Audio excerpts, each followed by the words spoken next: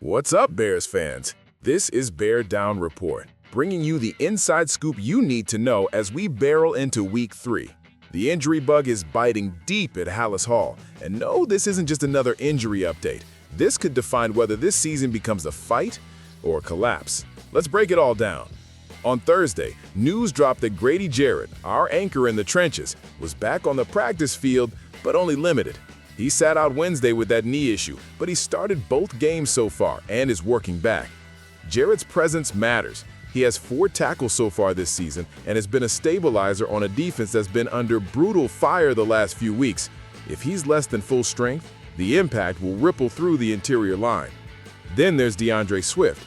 Swift's dealing with a quad injury, limited again today, and that marks the second straight practice he's doing limited work.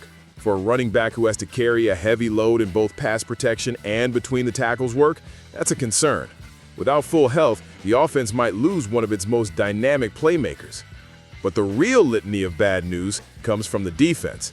Cornerback Jalen Johnson is out for the week, and reports now suggest his groin injury could sideline him for an extended period, possibly the season.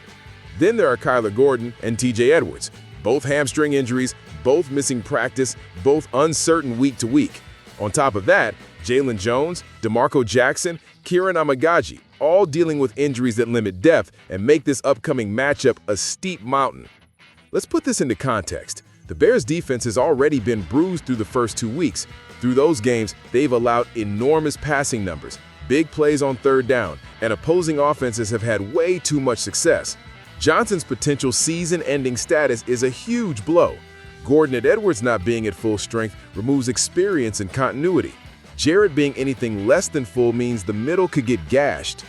But here's where Bear Down Report rallies, because despite all this, there are reasons to believe the Bears can still find a way. First, Jarrett is practicing, even if limited. That signals to me that the team still expects contributions. His leadership, inside run stoppers, gap discipline, all of that still matters even when he's not at 100%. Second, the offense has moments of spark. DeAndre Swift, when healthy, forces defenses to respect the run, which then opens up things for the passing game and Caleb Williams. If Swift can push through or at least still move the chains, that gives Chicago a chance to balance things. Third, adversity builds character. Teams with depth, with coaching that can make adjustments, can rise from this type of crisis. It's ugly, but it's not over. Heading into the Week 3 matchup against the Cowboys, Bears coaching staff must do 2 things. 1, scheme smart. Use matchups, disguise coverages, force Prescott and company to earn every yard. And 2, lean on less flashy guys stepping up. Depth is going to matter. Backups on the defensive backfield will get tested. Players coming off limited practice reps must show up. And the offense must protect the football, sustain drives, make the Cowboys defense respect them so the defense isn't on the field all game. In conclusion, despite the mounting injuries, Chicago has a path here. It's ugly, but there is a path.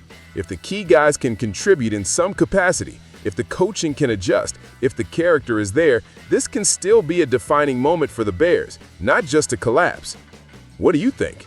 Can this depleted squad shock the Cowboys Sunday? Will Jarrett's return, Swift's toughness, and fierce coaching pull this together? Drop your thoughts in the comments below. If you're fired up about this channel, hit like, hit subscribe, because there's more Bear Down Report coming every day, and we're just getting started. Bear down.